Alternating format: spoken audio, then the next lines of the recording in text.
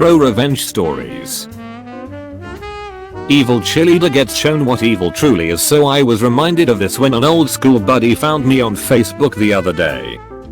I apologize for the length of this story and will put a TLDR at the end. Now, before I became a friendly cookie loving teddy bear, I was a thin, mean little theater goth who got into frequent fights. It's what happens when you're black, nerdy, and gay while growing up in rural Virginia. I especially could not stand it when people pick on my friends. In comes the evil cheerleader. We'll call her B. Now some of you might be rolling your eyes at this. Evil cheerleader? Oh no, what a terrible cliche. But our school was a little different. You see, she was the only evil cheerleader. The rest of the team was super nice and did a lot of inter-school outreach. Anyways, B liked to stomp through the hallways like she owned the place and would viciously bully anyone who looked at her wrong. Naturally, my confrontational A would stare at her like she was a bug every time I saw her. Up to that point she had only had beef with me. We'd trade insults, she'd start a rumor about me, I'd pour soda on her hair, that sort of thing. Then she saw me with one of my shy theater friends who we'll call K. I was more than B's match, so instead she chose to go after K. K was such a wonderful human. Never said a bad word about anyone. Was always willing to help people. And she made the best s'mores cookies.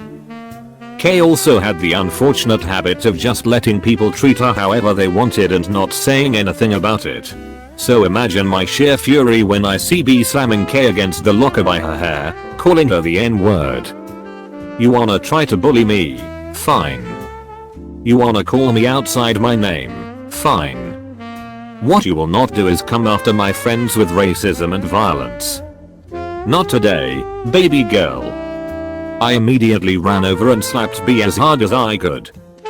Now, due to my height and ethnicity, I've been taught that I shouldn't start physical altercations with women as it never looks good. I cared just enough to not deck that punt. As B was picking her face off the floor, she thought it would be a good idea to double down on the racism. B, all UNS are wife beaters. Me, come again? I slapped you because you were hurting my friend. The hell is wrong with you? B, she stole something from me like the dirty monkey she is. Me, again, what the hell is wrong with you? Her insults really weren't making sense. Looking back, I think she was just trying to say the most racially offensive thing she could think of without any real consideration of reality. Which is just terrible roasting technique. Me, you know what? I have less than 0 fricks to give you right now. You come near my friends again and I will literally snatch your uterus out with my bare hands. B, we'll see what my boyfriend says about that. Me, oh no. Not your boyfriend, sarcasm. She walked away spitting more bullshit, but at that point I chose to ignore her and focus on K, who had a small knot forming on her forehead. I took K to the nurse's office and begged her to report B. K didn't want to because I might get in trouble too. I told her that I didn't care, slapping that B was worth it. But K didn't budge. After K got an ice pack, we were both sent back to class and the rest of the day went on as usual. After school, I was on my way to anime club. Yes, I'm a weeb, and who should show up but B's boyfriend, who we'll call Bob. Now Bob was a soft-spoken guy who only got cool points because he was on the football team. Peel off the football team luster and you have a walking, talking doormat who's about as intimidating as a medicated cotton ball. So him and his boys waltz on up to me, spitting some wannabe threatening line about making me disappear. I informed him that I own waterfront property on the Wish Island because I wish a bee would. His friends laughed at him, which exasperated the snot out of me. Most punks are all talk. You stand your ground and they'll back off. Unless they have their friends with them. The moment they lose face in front of their crew, they become much more likely to do something stupid. So of course he rushes me. Now I've got something of a conundrum. I'm scrappy, but I'm by no means a badass. There are 5 of them and 1 of me. So if I can drop this dude, I have to be able to either put on a good show so they don't engage or run. Considering I was extra rough, I decided to put on a show. I use Bob's momentum and I slam him into a nearby locker, putting my forearm on his throat. Now I don't remember what threat I whispered to Bob, but I'm going to assume it was effective because he went still. Now what I do remember was what happened next. Now due to how I was holding him against the locker, our bodies were pretty close. Too close. Because I felt something press against my thigh. Now I'm thinking it's a weapon or a phone or something. Nope. It was his erection. Homeboy was aroused. Why? No clue. All I do know was that things had gotten really awkward. I let him go and hightailed it out of there because I'm equal parts WTF, and did that really just happen during anime club? I told Kay all about what happened. She laughed because of course she did, but then a look crept in her eye. It was this devious little smirk that I had never seen up till that point. She looked at me and told me that if we wanted to, we could use this to teach B a lesson. I'm thinking she meant like a rumor or using this to insult her, but no. Kay had something far worse in mind. It's true what they say about the quiet ones. So after a few days and some additional planning, it was time to put our revenge into motion. I found Bob and asked to speak with him privately, so we went into the spare classroom that the school never really uses. After some back and forth, Bob confirmed that he was Beaksel. Some cringe-worthy flirting later, Bob and I are making out. All according to plan. B would walk in, see us and be humiliated. Now I do want to mention that hindsight is 20/20. We were teenagers and we really didn't understand how problematic this plan was on a social scale. B deserved some karmic justice, but this really shouldn't have been it. That being said, Bob was an eager beaver. He didn't stop at just making out. He went down south, if you catch my meaning. Me being hormonal and admittedly starved for a little attention, really didn't see any reason to stop him. So when Kay led B into the room, she got to see Bob's head bobbing, and me with a contented smile on my face. Now to B's credit, she was not homophobic towards Bob in any way. In that highly problematic situation, she had plenty of opportunity. She was, however, furious at him cheating on her with one of her sworn enemies. And an N-word to boot. She screamed at him for almost 15 minutes before a teacher had come by and demanded that we head to class. Later, B found me at lunch and called a ceasefire of sorts. She agreed to only target me if I agreed to stay away from Bob. I agreed, knowing full well that Bob was coming over to my house that afternoon. B and I would continue to antagonize each other until I moved away, but it was never as severe. In some ways I think we kinda broke her confidence a little. Oh well. Don't be a racist punt and people won't want to get back at you. TLDR. Cheerleader is a bully and racist. I seduce her boyfriend and have her walk in him giving me an oral presentation. Never ruin your sister's prom dress. So yeah, you'll seem to love how I write my ProRevenge stories. While I do have some more good ones yet to tell, I decided why not space them out a bit and see if I can spruce up someone else's for a change, with their permission of course. This actually happened to a friend of mine.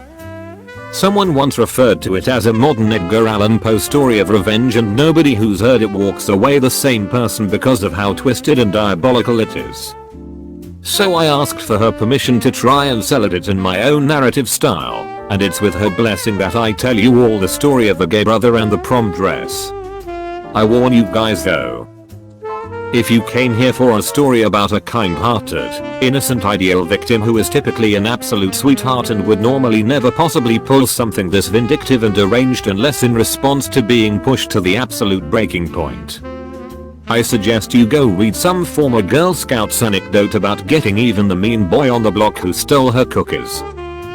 The 16-year-old in this story is an absolute sociopath when it comes to being messed with, and in terms of how far past the point of no return she is willing to go in the name of vengeance, let's just say it's enough to make the Punisher himself reevaluate his life choices.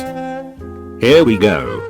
Upon finishing this story, please spare your fingers the effort of typing up essays about what a vindictive, homophobic and spiteful I am. Much like a political cartoon attempting to open a Trump voter from 2016's eyes to their leader's incompetence, it's pointless. Your target audience already knows, but the damage caused by their actions cannot be undone. I make no claims of nobility in my actions, nor do I defend them. I'm just presenting my story in a manner that I hope is truly reflective of how much I've changed and how sorry I am, on a subreddit post dedicated to revenge burners framed in a narrative style intended to make the audience root for myself and garner laughs at my brother's expense. But unless you're a newly fledged Catholic priest seeking practice before his first day in the confession box, you didn't come here for retrospective repentance. So as my aunt who worked the corner between her shifts on the pole used to say to clients outside the club, let's give you what you came for. So this takes place when I was 16, wide-eyed, full of wonder and, much to a lot of judges' displeasures, unable to be tried as an adult. I had myself a big brother we'll call Elio. And like many big brothers at the time, he was coming to terms with his flowering exulity, among other things that went shooting up from otherwise flat surfaces whenever Robin appeared on screen in Batman Forever. He did his best to keep it a secret, plastering Playboy centerfolds over his Ariana Grande posters, and stoically sitting through the game with my dad during Super Bowl parties, albeit through gritted teeth, probably wishing he could watch a Britney Spears music video instead. But much like a Nintendo Switch under the tree on Christmas Eve, you can't keep something this major under wraps for long where nosy kids are involved. The nosy kid in this case being me. Like many twinks who came before him upon discovering an alternative lifestyle from the rigid confines of toxic heteroaxial masculinity, Elio took it upon himself to explore his feminine side with all the zeal and passion of a prophet with a message.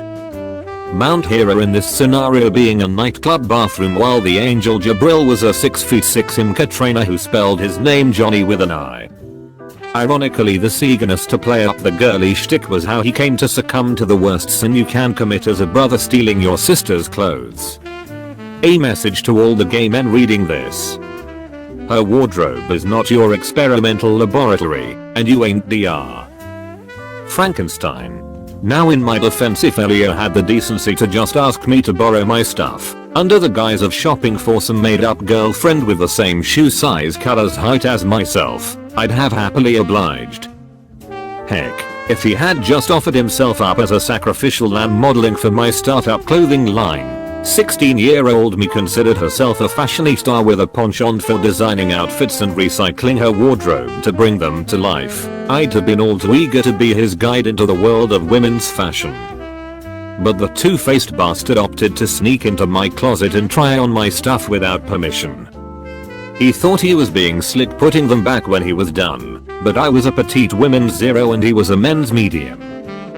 Now had he simply owned up to being incompatible with my measurements and admitted his crime to me the first time, I might have restrained from the retribution I'd go on to unleash.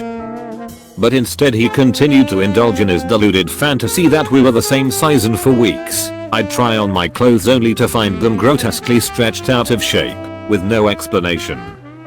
I tried hiding my clothes in parts of the closet I didn't think the thief would check, only for him to find them. I began sleeping with my favorite clothes like a stuffed animal, but even my embrace couldn't protect them from being warped beyond wearability. I started hiding my junior prom dress under the bed. At one point I was low-key starting to consider the possibility that I was beginning to shrink. And had I not come home early from a cancelled SAT prep session one afternoon, my tutor got wind of a family emergency halfway through, this story might have otherwise ended with me in a straitjacket begging some burned out shrink to save me before I went microscopic. But fate had other plans. I made a beeline for my room to find sounds coming from behind the door. Upon realizing that I was bearing witness to the dastardly clothing deformer, I hid in the bathroom in the corridor and peeked through a crack in the door for the culprit to leave my room.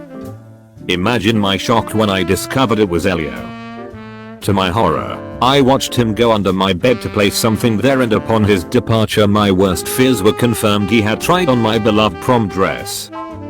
Earlier in the week I had bragged to him about the lengths I had gone to hide it from the closet ghost, thinking it would go through one ear and out the other with him, and just wanting an excuse to flex on how smart I was to take extra precautions.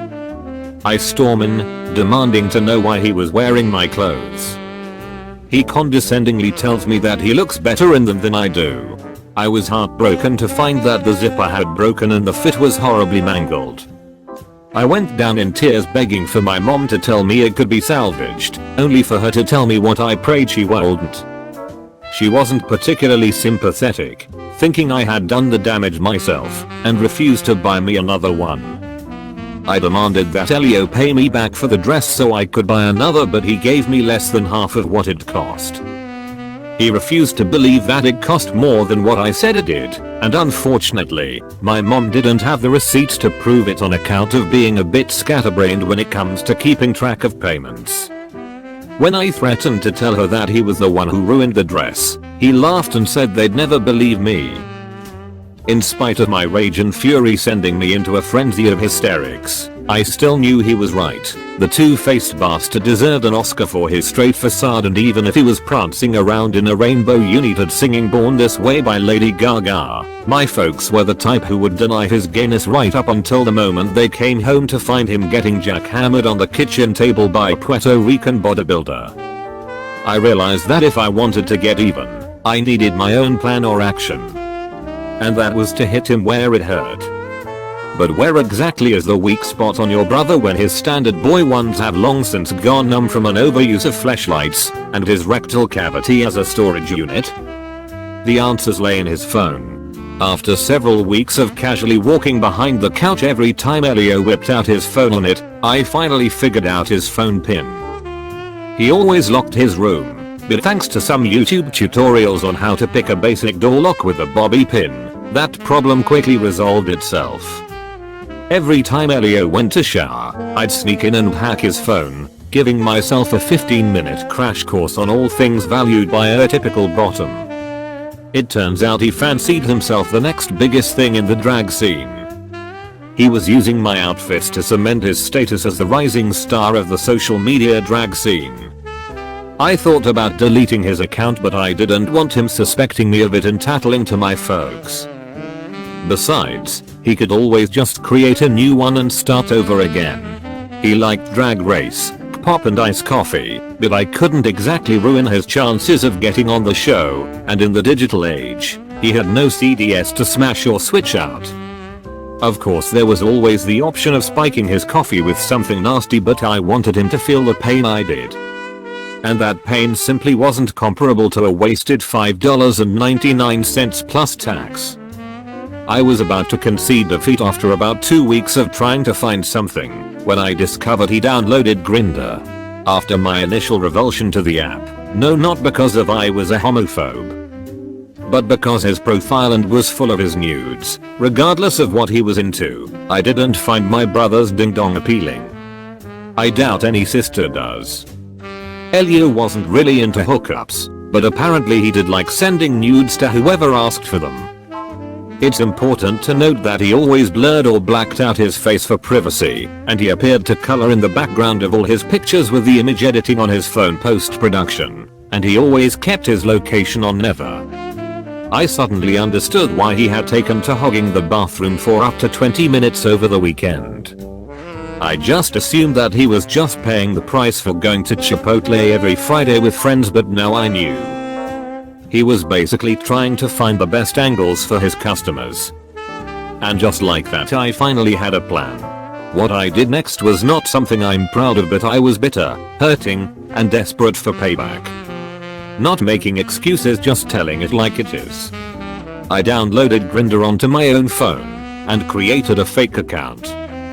I used some stock photo of a six-pack for my profile and punched in a bunch of fake info, including a spoof GPS location, Shout out to the internet for walking me through the process.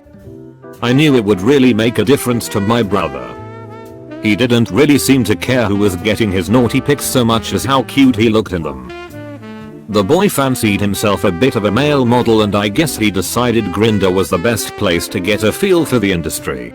Anyways, over the course of several weeks I became one of his regulars, routinely asking him for pics, all of which I promptly deleted upon receiving.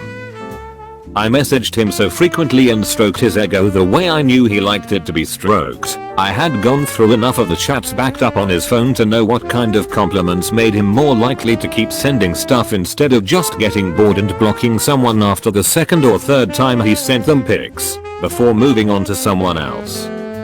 I boiled what made him tick down to a science, and it wasn't long before I had him eating out of the palm of my hand. Eventually I had earned a spot in his heart as one of his exclusives. At my suggestion, we'd start having sessions where we'd schedule times for him to flood my basement, sending me caches of pics he'd taken over the course of the week while I would live chat my reaction as to the effect they had on me. It was gross and I always felt nauseous afterwards, but I wasn't going to let squeamish scruples stand between my revenge. Not after how far I'd come. The next phase of my plan involved my search on Pornhub for a prankster who sounded similar to my dad, with a nice loud battle cry. Do you guys see where this is going? If you want to back out now, no one will blame you, who was typically paired up with pillow princesses with considerably softer eventually after several fruitless searches ending with me crying in a fetal position asking myself how much longer I could keep this up, and if it was worth it, followed by the world's most twisted pep talk about how I was a fighter who could do it. Basically think that scene from Joker where Arthur puts on his clown makeup crying and you've got something of an allegory for my struggle. I finally found a guy who sounded similar enough to my dad.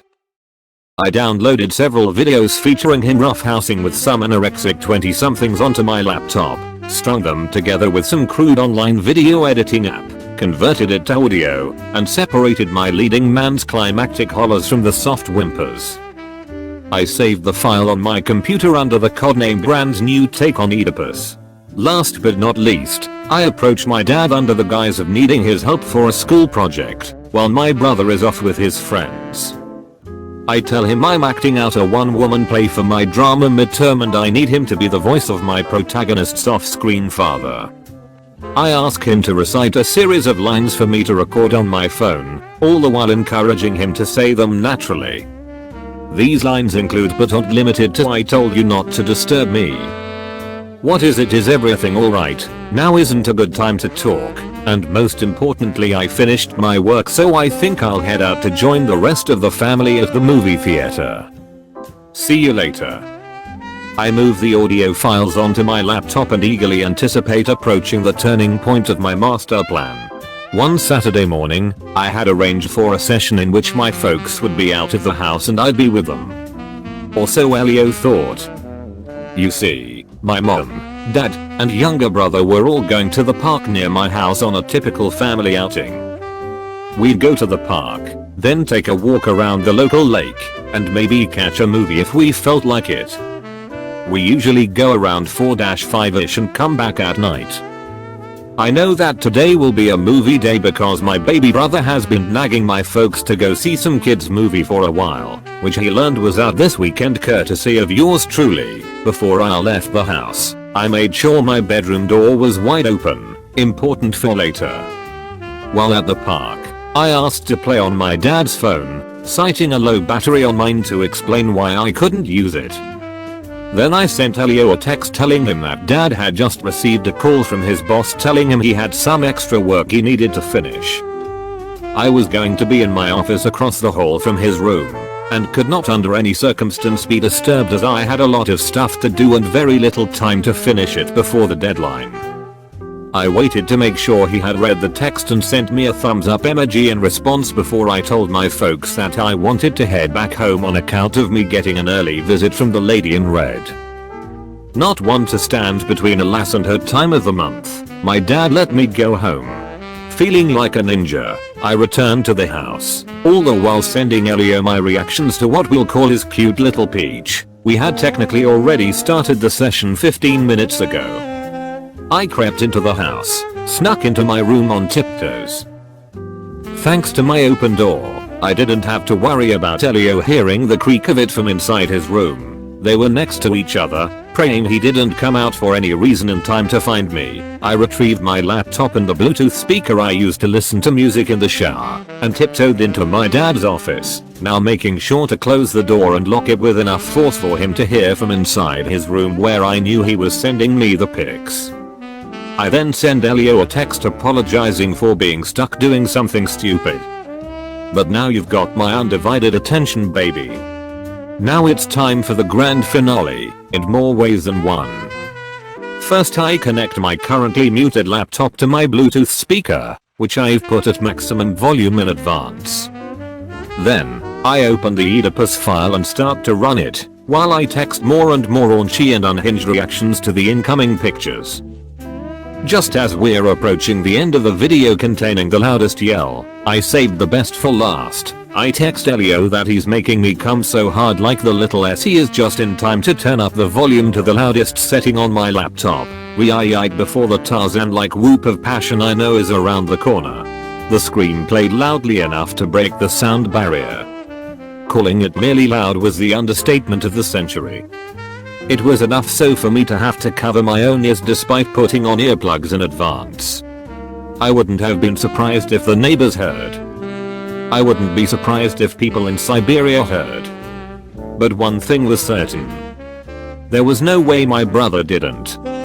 I shut off the Oedipus file, lower the volume, and keep my finger on the recordings of my dad's voice. At first nothing happens. All is silent, not unlike the universe before the Big Bang.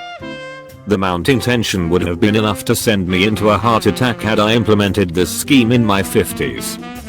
It takes every ounce of my will not to scream from the suspense. The agony is pure torture. I feel paralyzed in anticipation, but I force myself to turn my attention to the Grindr chat. I will myself to repeatedly punch in questions asking why Elio stopped sending pics all of a sudden, while keeping my ears alert for any hint of a noise from beyond the door.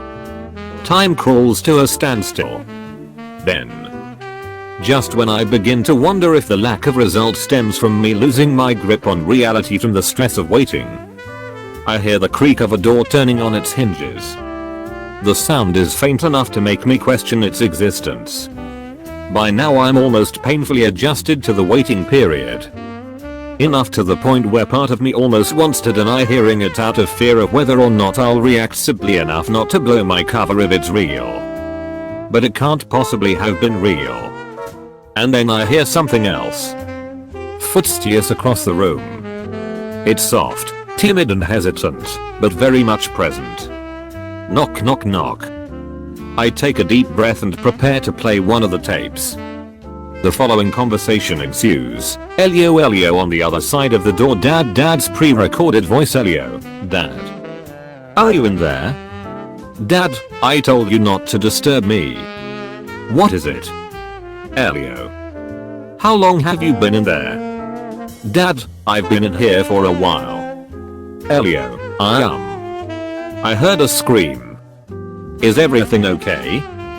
Dad, oh yeah.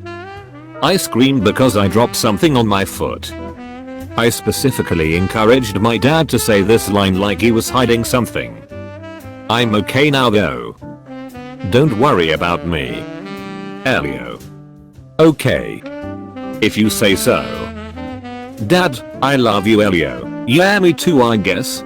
I hear Elio go back into his room and within seconds I hear a notification for the Grindr chat. He apologizes for the delay and like the putty in my hands I know he is, says exactly what I was banking on him to. Elio, you're not gonna believe this but my dad is in the next room and I heard him screaming at the same time you told me you were coming, lol. And now commences what I believe the French refer to as the pièce de résistance. I leave him on read and tiptoe downstairs with my apparatus while he waits for a response. Quiet. As a mouse. Then I set up my laptop and speaker for one last audio blast. I put on my shoes and chill out for a few minutes watching his texts get more and more hysterical. begging me to respond with "lol that's so weird" and to assure him it was all a coincidence. A merciful sister would have realized that avenging her dress shouldn't come at the cost of her brother's peace of mind, and come clean about the prank. I sent the following text to him. "Elio, we are never going to speak of this. Not to your mom, not to your siblings, not to me. If you attempt to bring it up, you will no longer be allowed to stay in this house. We are going to put this incident behind us and go about as if nothing happened. I want you to delete your account on this website and every single picture that you posted on it. If you know what's good for you, never go back on the app again while living under my roof." Then I blocked him before the final phase of my plan. From downstairs, I blast up both volume settings and fire up the last line I asked my dad to record. "I finished my work, so I think I'll head out to join the rest of the family at the movie theater. See you later."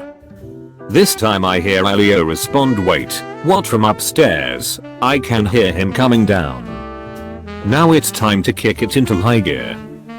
I shove my laptop and speaker into a cabinet under the sink, jam my feet into my shoes, and sneak out through the back door and hide behind the shed. After a few hours, my folks appear in the driveway and I rush out to welcome them back and come inside, as though I was with them the whole time. His relationship with my dad was never quite the same afterwards, and many a night for years to come I overheard father bemoan his non-existent relationship with his little slugger. Elio ended up moving out less than a year after the prom dress incident. He finally came out via a Facebook post a week after settling into his new apartment. He blocked my parents on every social media platform and went completely NC. Any attempts on my dad's part to reignite their father-son bond was met with cold apathy and indifference when Elio wasn't flat out refusing to talk to him. For years the only time they ever met in person was at extended family get-togethers. I felt a bit bad for my dad, but it worked out in the end. Elias' determination to distance himself from my dad resulted in him growing closer to me as a result. I think he didn't want to risk losing his other kids the way he did his oldest. In all honesty, I'd have been happy to let Elio fester in guilt and shame for the rest of his life. We were never really close growing up, and the prom dress incident was nothing more than the tiniest of tips on the largest of icebergs. But over the years our relationship slowly mended, and perhaps it could have evolved into something that roughly resembled a healthy sibling relationship had he not tried to take over my wedding planning and revealed his own plans to get a free engagement ceremony coming out party by hijacking my reception with a proposal to his then boyfriend. I tried to reason with him, but his unyielding stubbornness forced me to pull the reverse card I hoped I'd never have to use. I sent him a text revealing that all this time dad had no idea he was gay, and that I was the one talking to him on Grindr.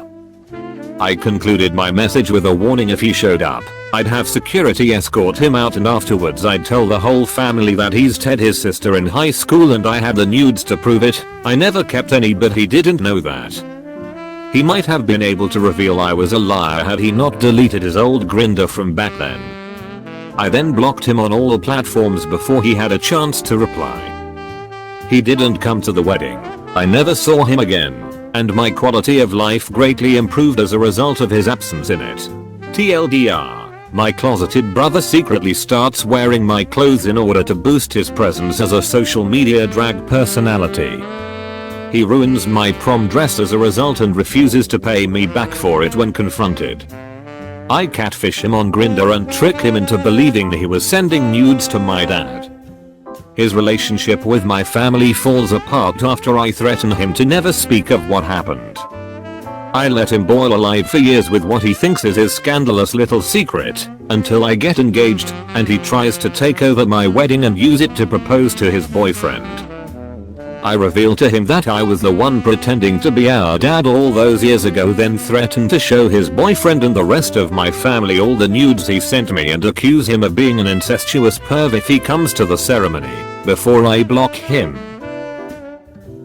That's not your car, lady. So this happened around 2008. My buddy Brock had gotten out of the military after 10 years. He'd started in the Marines but transitioned into the army for the last 4 years before buying a house in Texas. When he got out he did a variety of jobs before landing a gig with a repo service. He worked there for a year and had a lot of wild stories, but this one sticks out the most as he helped a fellow soldier get revenge on an evil ex. Brock was at the office speaking with his manager, whom I'll refer to as Karen.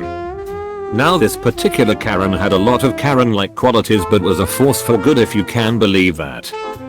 While they were talking they see a young man enter the office. They immediately noticed he had 2 black eyes and an arm was in a sling. The young man, whose name I unfortunately never learned but I'll call Ben, asked how hard it would be for them to help repossess his car. Karen called her daughter in, Karen Jr., and had her pour Ben a cup of coffee. Karen then asked Ben to tell her a story. Ben began with telling her that he had just returned from a deployment. He had been dating a local girl that lived outside of the famous Fort Hood, not a good idea BTW, before the deployment. Thanks to her previous deployment he had managed to get himself a used black Dodge Charger, which was his baby. He further explained that shortly after buying the car he had met the local girl, who for the sake of the story I'll call Morgan. Morgan was always asking to drive his car but he would always decline. When he was getting ready for his deployment Morgan repeatedly asked if she could borrow the car but he kept saying no. After much needling he relented but on the condition that she take care of his apartment until he comes back from rest and relaxation leave. She agreed. Ben left for his deployment while Morgan took care of his place. When Ben came back for leave he found his apartment immaculate. He pulled his car from storage, drove to Morgan's. He spent a few days with her before handing her the keys and heading to his home state to visit family before returning to his deployment. He returned again from his deployment and found nothing but trouble. When he walked into his apartment he found a layer of dust on just about every surface. It was almost like no one had been there in months. When he checked his bedroom he found his room had been torn apart, all of his drawers had been searched and upturned. He tried to call Morgan but never received an answer. He located his safe, which was hidden, and found it hadn't been touched. He then grabbed his spare key from the safe, called a buddy of his and they went to Morgan's. As they pulled up to Morgan's he saw a car there that he initially didn't recognize but as they got closer he realized it was his baby. Morgan had the car painted hot pink and put 24-inch spinners on it. He tried the key just to make sure and the lights flickered as it unlocked. While his buddy laughed Ben went to the front door and Morgan answered. He asked what happened to his car and she responded, "It's my car now." Ben walked away and hopped in his hot pink mess. As he started it 4 large dudes came out of Morgan's house, one with a baseball bat, and yanked Ben out of his car. They proceeded to beat the crap out of him in the driveway before his friend intervened, pulling his conceal and carry pistol on the group. He then took Ben to the hospital. I'm honestly not sure if the cops were called on this. I'd assume yes, but even then Ben said his friend drove by Morgan's house a handful of times while he was in the hospital at random times and the car was never there. Karen stared at Ben for a bit before asking for the paperwork. Ben handed it to her and Karen had a smile form on her face. She then asked Ben for Morgan's phone number. Ben gave it but wasn't aware of what was about to happen. Karen handed the phone to Karen Jr. who then dialed the number. Karen Jr. then began speaking to Morgan, telling her that they'd met at one of the local clubs and wanted to know if she was down to party that night. Apparently Morgan agreed and the plan was set. Brock parked his tow truck at the club and waited. Sure enough, Morgan showed up with the pink monster, parked it, and went inside with some girlfriends. Brock gave them 5 minutes before he stealthily drove up to the car and hooked it up. As he was pulling out with the pink monster, Morgan walked out of the club.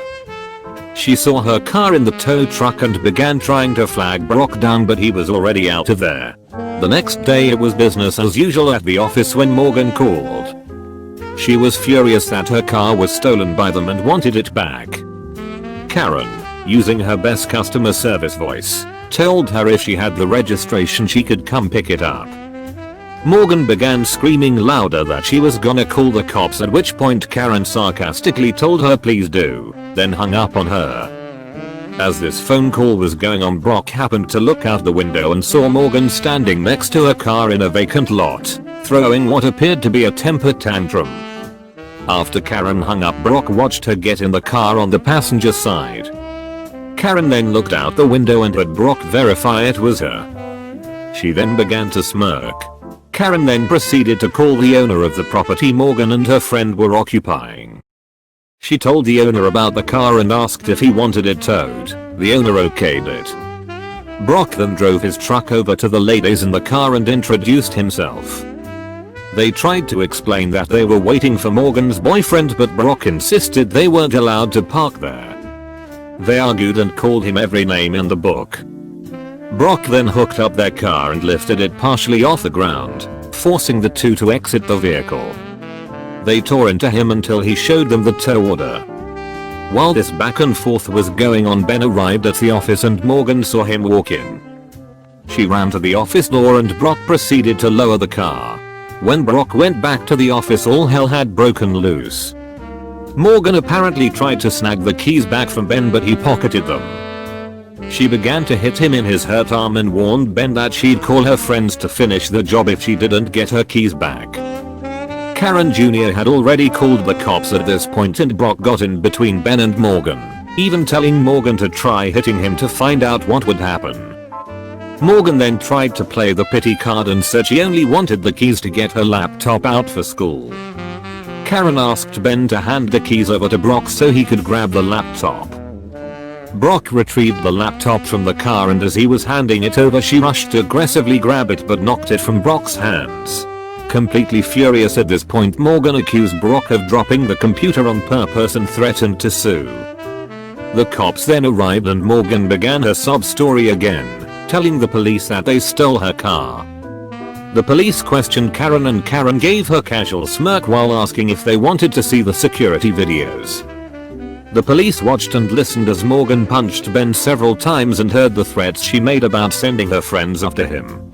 The police then turned to Morgan, who had turned ghost white at this point.